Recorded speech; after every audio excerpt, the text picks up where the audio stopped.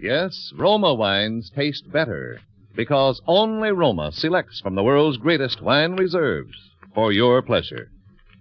And now, Roma Wines, R-O-M-A. Roma Wines present Suspense. Tonight, Roma Wines bring you Mr. Phil Silvers in The Swift Rise of Eddie Albright, a suspense play produced, edited, and directed for Roma Wines by William Spear.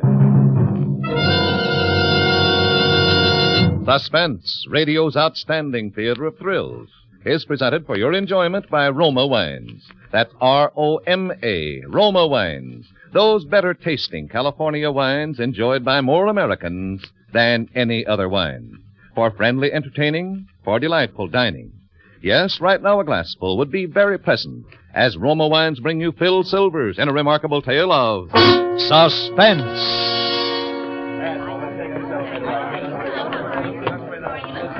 Up, car, please. Good morning, Mr. Griffin. Good morning.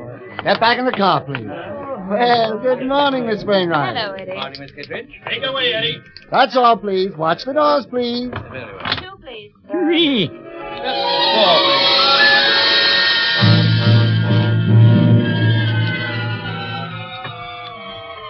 Well, that's the way it is with me all day long, see? I got my ups and downs, like they say.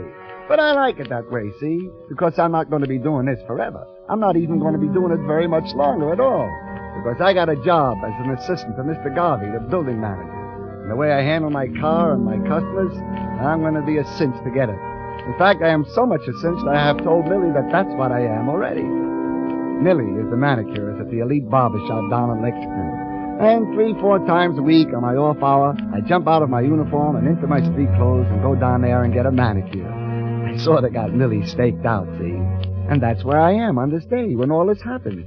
Down there getting a manicure from I Millie. say that you got real nice hands, though, Mr. Albright. Real swan gay. Well, you see, for a man in my position... But I will also say that you don't really have to have them cared for quite so often. Oh, that... I mean, I wouldn't tell that to everyone, but some of my customers, I like to give them my very best professional advice, you know? Well, maybe I... Oh! Just let your hand relax, Mr. Albright. Yeah. Well, maybe I know that. Maybe I got my reason. Mr. Albright, I can't imagine what kind of reasons you'd Look, have. with a guy like me, nobody has to stand on many ceremonies, see? For instance, all my friends call me Eddie. Really? Sure, Mr. Garvey and everybody. Just like I call you Millie. That's all right, isn't it? Oh, well, sure, but me calling a customer, well, it makes a difference, you know? Is that all I am? Just another customer? Ooh. You must hold your hand still, Mr. Albright. Yeah, sure. But what I mean is just because I hold a slightly higher position than somebody else, that don't make any difference to me. That's my idea of democracy. Everybody is just as good as anybody else. Of course, unless you're a millionaire or something. Oh, well, what's so special about a millionaire? I got a customer that's a millionaire, and his hands aren't nearly as swan gay as yours. Well, what I mean is, I'm not quite in that class yet. But I wish you would call me Eddie. Well, you know, I was thinking about you. Honest? Once or twice. I mean, you're quite young to be holding a position of assistant manager of a big building like the Dunbar building. Well, I started at the bottom, of course, but there's little tricks in getting to the top, just like in everything else. Gee, I wished I knew some. Well, take me, for instance.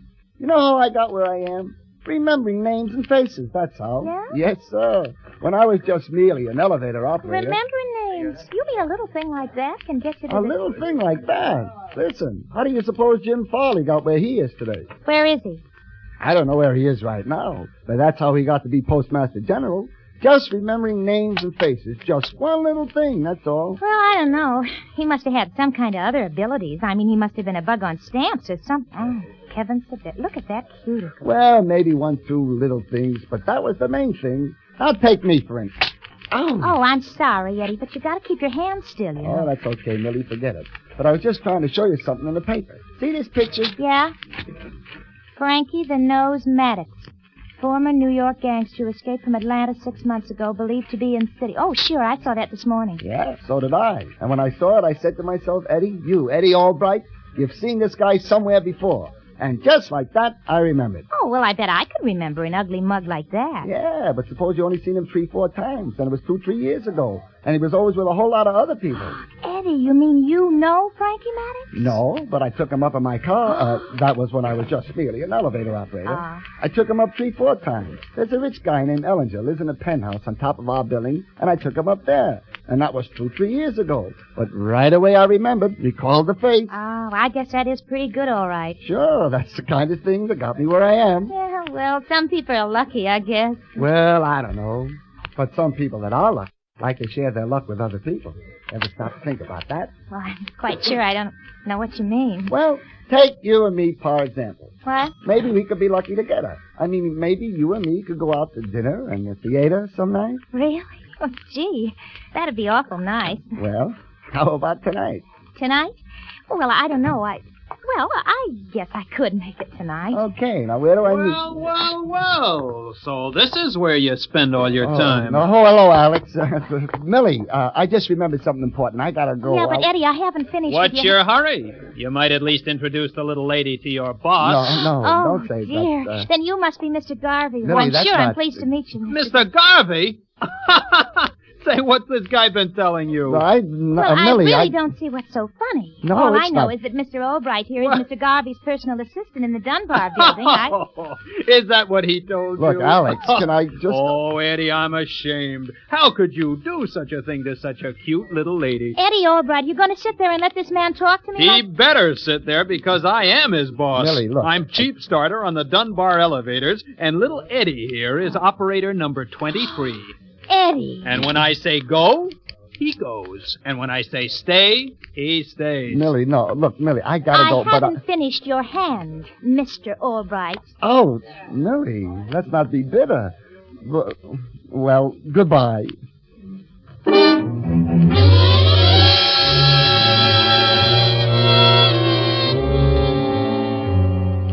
Well, you can imagine how that made me feel. I felt lower than the third baseman. And what made it worse, it was all true, what I told Millie. All except the little part about being Mr. Garvey's assistant. But I did remember faces. I was going to get to the top. I was there already, practically. But all I could think of was how I could get even with that starter, that Alex Henderson, without having him fire me. And pretty soon he came back, and I just didn't speak to him. I didn't even look at him. But I can see him grinning all over that ugly puss of his every time he looks at me. And then I see him looking serious and going over to talk to some guys that just came in that I recognize as plainclothes did. And then they separate and sort of hang around the lobby trying to look as though they aren't there. And I figure I'll bide my time to get to that, Alex. So pretty soon I mosey over to where he is. Well, if it isn't Mr. Albright. Okay, you had your fun. What are all the dicks doing in the lobby? Well, now, I wouldn't tell everyone, but of course an important man like you... Oh, lay off, can't you? What's going on? They had a tip Frankie Maddox was heading for this building. Frankie Maddox? Yeah. Friend of yours? Well, I know what he looks like. I took him up to the penthouse 3-4 times, 2-3 years ago. I never forget. Yeah? Who was with him, General MacArthur? Now, look, I'm not kidding. I'd remember him any place. Well, why don't you just go over and speak to the lieutenant over there? Okay, I will. Get back on your car. But, Alex... Get back on your... Well, look who's coming in the door. Our girlfriend. Our girlfriend? Oh, listen, Alex, I can take just... How do you do, Miss O'Malley? Oh, well, I'm quite well, thank you, Mr. Henderson. Hello, Millie. I wonder if you could have one of your boys take me up to the penthouse. We got a call at the shop a little while ago from Mr. Ellinger. He wanted a manicurist sent up. Why, sure, Miss O'Malley. The last car there. Thank you very kindly, Mr. Henderson. Eddie, take the young lady up to the penthouse. Right away. Look sharp.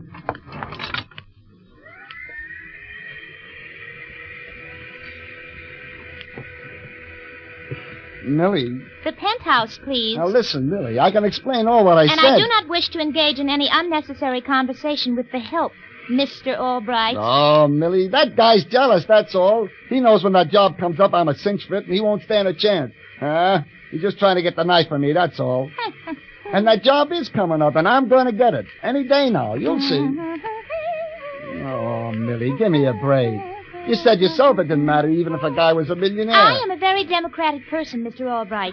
I have no objection at all to a man being an elevator operator whatsoever. But I do object to his being a big phony. I believe this is my floor.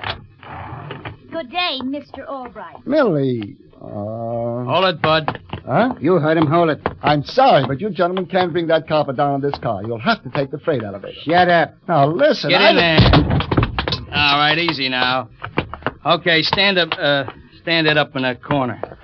Well, of course, if you gentlemen insist. Okay, that'll do it. Our policy is to give prompt and courteous service to all the occupants of this building. Okay, However, bud, the regulation... start down. But it's against regulations. Start down. Yes, sir. But it's against regulations to carry furniture in the passenger cars. And a big carpet like that. What about a big carpet like that? Well, it's furniture. Well, what do you know? Sonny boy here thinks this is furniture. Well, it ain't furniture, you see, sonny boy. Well, the regulations, to be Shut up. specific. Yes, sir. What floor, sir? The basement. Yes, sir. Which basement? You ain't trying to be funny, are you, Sonny boy? No, sir, but we have 3 basements in this building. They all I would got like stairs to point... up to the street? Yeah, they have stairs, but it Take isn't... us to the first one you come to. Yes, sir. But the building Oh, regulations... shut are clearly... up. Yes, sir.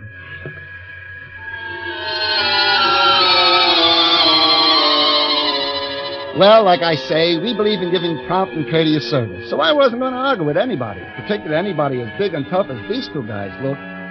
They wanted to take a carpet to the basement. There was no skin off my knees. It was a big carpet, all right. It was rolled up, and they had it standing in the corner between them. And I glanced at it, just casual-like. And then I saw something that made my skin come up in goosebumps all over.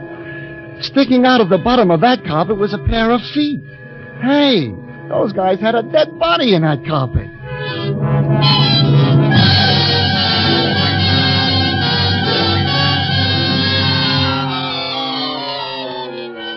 For Suspense, Roma Wines are bringing you Phil Silvers in The Swift Rise of Eddie Albright. Roma Wines' presentation tonight in radio's outstanding theater of thrills, Suspense.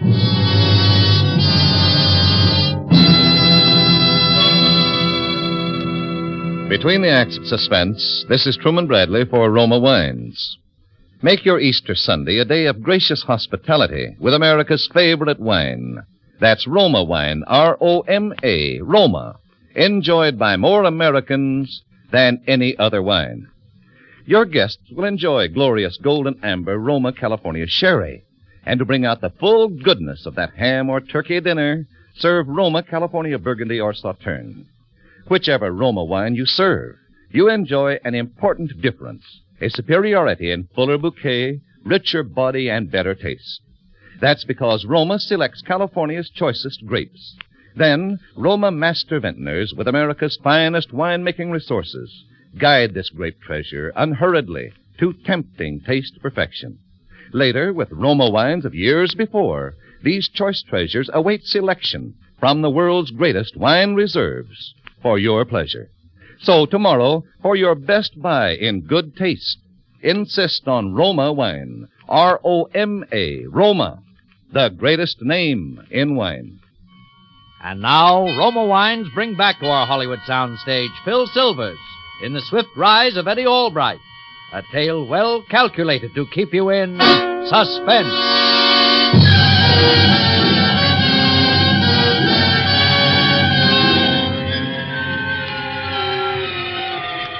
Well, when I saw those 2 tough guys had a body rolled up in that carpet, I just stood there at the controls of my car and tried to keep my knees from knocking until we got down to the first basement. Is this the basement? Huh? I say, is this the basement? Oh, yes, sir. Okay. All right. Let's lift it easy. All right. Can I help you? No, Take it never easy. mind. No. You got it? Okay. Set it down. All right, sonny boy.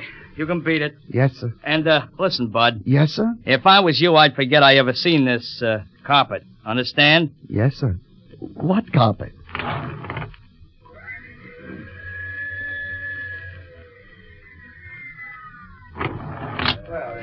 My next car, please. Well, where you been, big shot? I had to take a tenant down to the basement. The basement? Yeah. Somebody from the penthouse wanted wanted to see the super about something. Oh, I see. I thought you was going to stick around and help the cops catch Maddox when he shows up. Okay, Alex, you think I'm kidding, but I do know him, what he looks like. Yeah, with his mug all over the paper, sure. You and a million other people. I mean what he looks like, for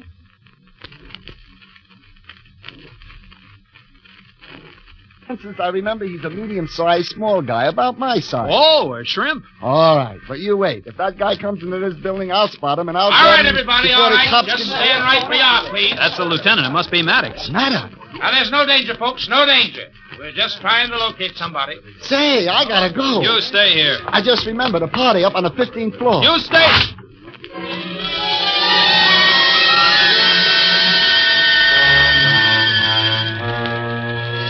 But see, I figured the cops had everything under control about this Maddox, and there was no use of my butting in until they need me.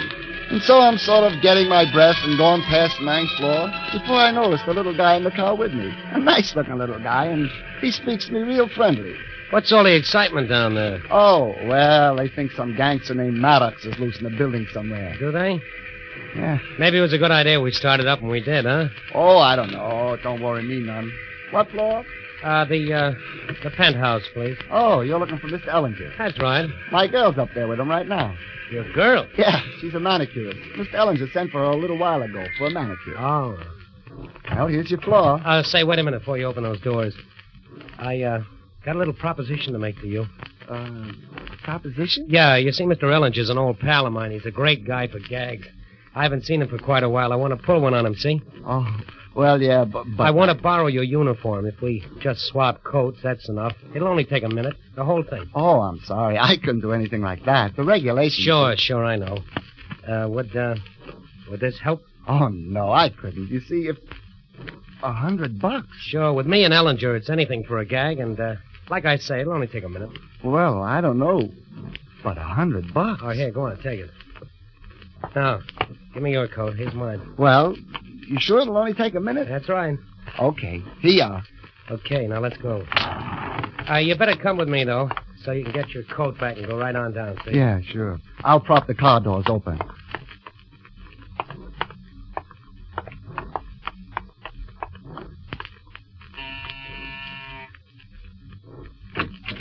I'm sorry. Millie. Eddie Albright, for heaven's sake, now what? Who is she? Oh, that's that's Millie that I told you about. Oh, where's Ellinger? Well, I'm sure I don't know, and I've been waiting quite a while, and if I have to wait much longer... You sure he's not home? Well, I should be. And if I have to wait much longer, I'm simply going to have to charge him the full rate anyway. And if you're a friend of his, I wish you'd tell him. Sure. I'll fix it for you. We'll come in and wait. As for you, Mr. Albright, of course it's no business of mine. But if you want to throw away your job and your whole career... I got my reasons, Come on. Millie. Well...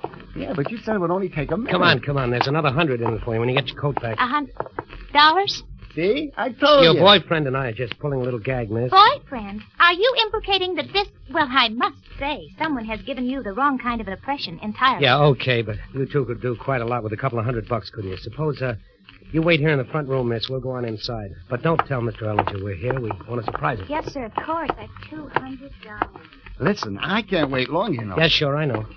In here. Let's go out on the balcony.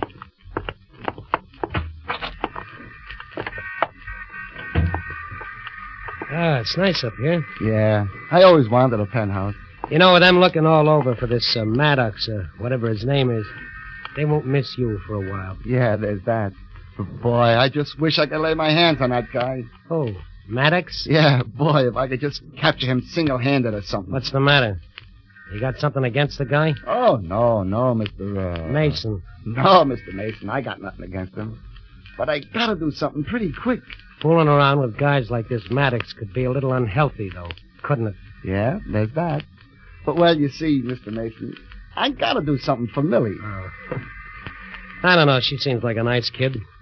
She doesn't seem like the kind who'd expect any crazy grandstand plays from a guy. Oh, she wouldn't, Mr. Mason. Millie's the top. She's aces.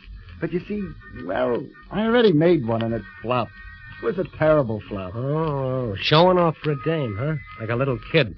Yeah, I guess so, Mr. Mason. I guess I made an awful fool out of myself. But, well, now I gotta do something to make up for it. Listen, Eddie, a dame that's any good, she doesn't expect anything special of a guy. If she does lay off because she's poisoned, take my word for it, I know. Maybe I wouldn't be where I am today if I hadn't tried to show off for a dame. Just like you.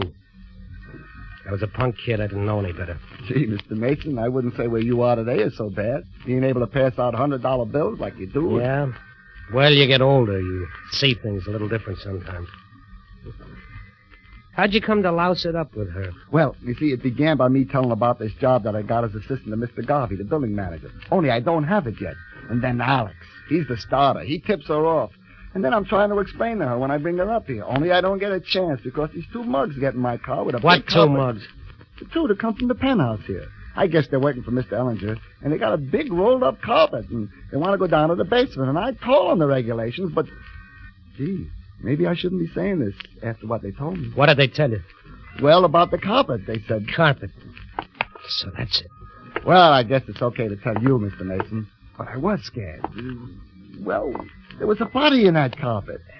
Gosh, you don't suppose that's why Mr. Ellinger... Now listen, Eddie, you stay right here, see? But Mr. Mason, my coat... I'll be back in 2 minutes, kid. Then you'll be all set.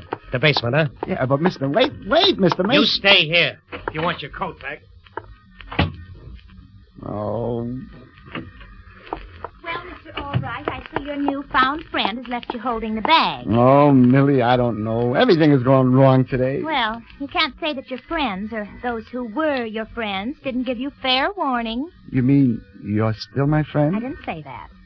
I just hope that Mr. Alex Henderson is your friend when you try to explain to him what happened to your uniform coat. Alex Henderson. Listen, Millie, you don't see anything in that guy, do you? Well, he's just a common Mr. starter. Henderson is a very high-type gentleman and not a big phony. Him? Why, he's the worst. And at least he is not ashamed of his position. He is, too. And seeing that he is your superior, Yeah, well, he he won't be for long. I can tell you that right now. All right, Maddox, reach. What? Don't try to stall him, Max. Get him up. They got guns! Maddox, hey, listen, I'm not Maddox. What do you think you're kidding? We know you've been having a doctor change your face the last 6 months. And then you think you're going to walk right in here and knock off Ellinger for that $50,000 he took you for. But you're a little late. You know why? Listen, fellas, you got it wrong. Don't you remember? I'll tell you why. Because... And we got tipped off and we got Ellinger out of here in a carpet. How do you like that? You know who is going to get it? You, Maddox. Oh, no. Hey, look, my girl, she fainted. And she's in luck. You got any last words, Maddox? Wait, listen, I'm not Maddox. I'm the elevator boy. I never thought I'd see you crawl, Maddox. Look, don't you remember? I took you down with the carpet to the basement. Go on, go ahead. I'm getting a big boot out of this. Hey, wait a minute. Maybe he's got something. Come over here, you. Yes, sir. Why, I think it is the elevator punk. That's me, sir. That's right. The elevator punk. That's me. Shut up. What do you think? I don't know. What happened to your uniform, punk? Well, there was a man. He was in my car. All right, turn around and get it. Maddox!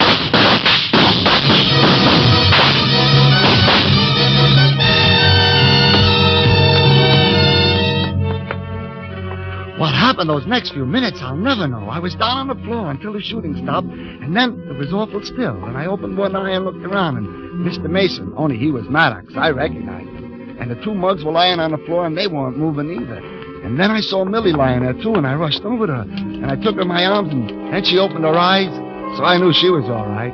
So I rushed back to Mr. Maddox to see if I could help him. On account of he was nice to me, whatever he was. But he was dead all right, I guess. And I took the gun out of his hand, and then all of a sudden the room was full of people, cops and Alex Henderson, and even Mr. Garvey. They were all crowding around me, and everybody was saying something different. It's Maddox, all right, Chief. He's got identification. What happened here? Is that the missing operator, Henderson? That's right, Mr. Garvey. Who's the girl? My officer. He's got a gun in his hand. Give me that, son. Yes, sir. Well, say, son, you must have been mixed up in this little party yourself, huh? Where'd you get the gun? Well, Lieutenant... It's Maddox's gun, isn't it? That's right, Chief. That's what must have happened. Maddox gunned the 2 hoods, and then the kid jumped him. Yeah? Well, that took a lot of courage, son. Is that what happened? Well, sir, Go ahead, Eddie. Speak up. Don't be afraid. Oh, no, Mr. Garvey. I'm not afraid. I'm Just perfectly... tell us what happened, son. Well, what happened? Yes, sir.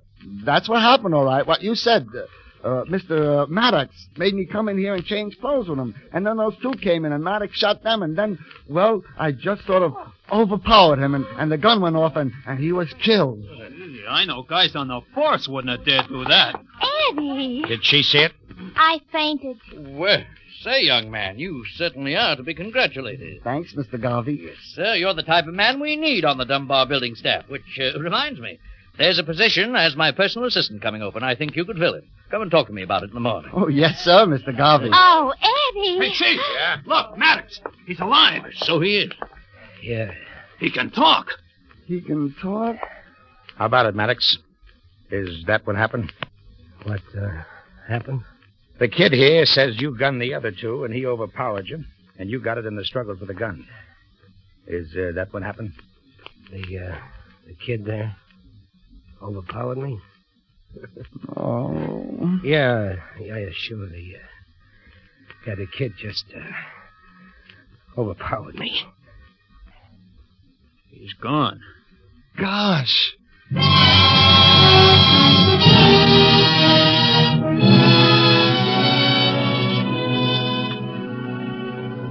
The reason I told this, well, Millie and I got married when I got the job at Mr. Garvey, and, well, something pretty important is going to happen pretty soon, and, well, I got to think of what Mr. Maddox said, and I told Millie the whole thing, because I didn't want to have a kid who could ever say his old man was a big phony. Hello, Eddie. Good morning, Mr. Albright. Alex? Car 3, sir? Take Mr. Albright right up. Oh, thank you, Alex. I've been watching your work. You're doing grand. Grand. Now, just look alive. Well, shall we go? Up, up, quickly, boy. Up.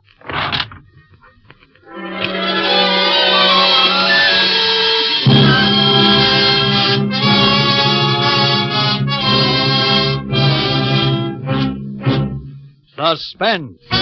Presented by Roma Wines, R-O-M-A, Roma, America's favorite wines.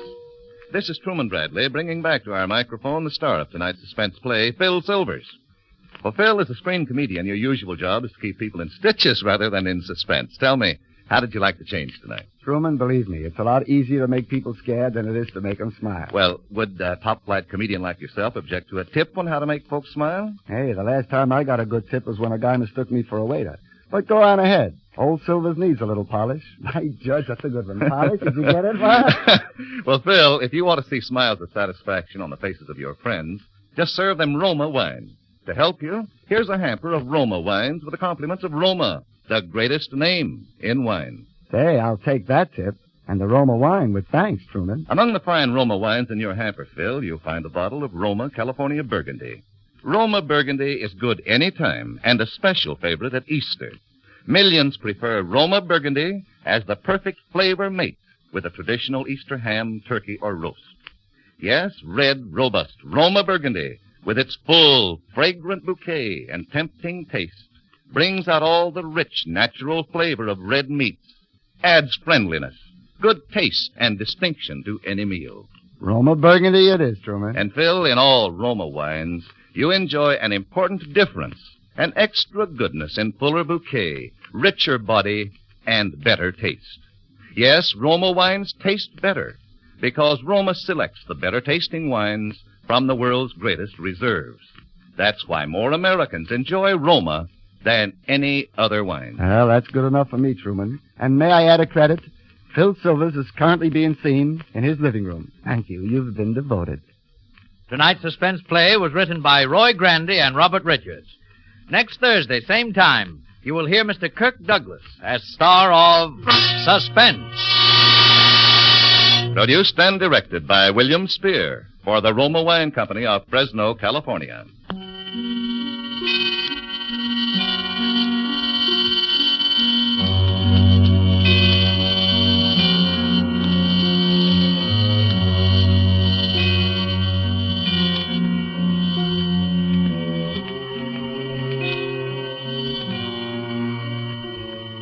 In the coming weeks, Suspense will present such stars as Ava Gardner, David Niven, Lloyd Nolan, Lynn Barry, and others. Make it a point to listen each Thursday to Suspense, radio's outstanding theater of thrills.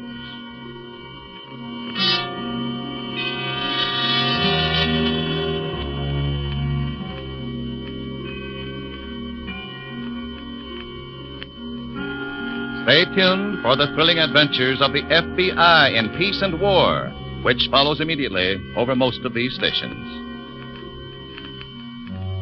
This is CBS, the Columbia Broadcasting System.